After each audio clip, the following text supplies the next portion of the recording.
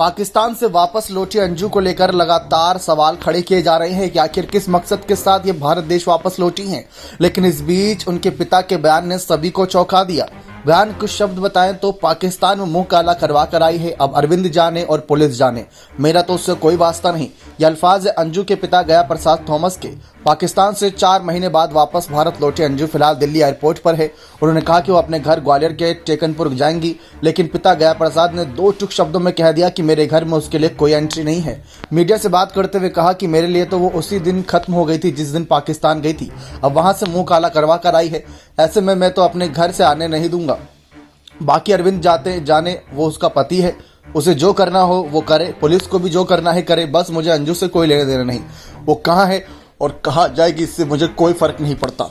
गया प्रसाद ने कहा कि मेरा बेटा काम से बाहर गया हुआ है, मैं घर पर अकेला हूं, कुछ दिनों से मेरी तबीयत भी खराब है। मैं तो बस इतना ही कहूंगा कि ये मैटर अंजू और अरविंद के बीच का है।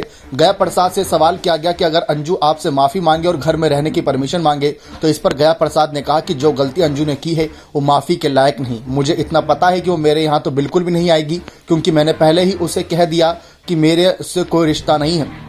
उन्होंने कहा कि अब जाकर वो अपने बच्चों के लिए आई है, इससे पहले उसे बच्चों की याद नहीं आई क्या? बच्चों के बारे में इतना ही सोचती तो कहीं पाकिस्तान ना जाती, लेकिन अब जो होना था वो हो गया, हमारे लिए वो खत्म हो गई है। बच्चे भी वैसे उससे बात नहीं करना चाहते हैं। उधर अंजू के भारत लौटने के बाद अब अरविंद से बातचीत करने की कोशिश की गई तो उनका नाम सुनते ही भड़क गए। उन्होंने 2 टूक में कहा कि मुझे उसके बारे में कुछ नहीं पता।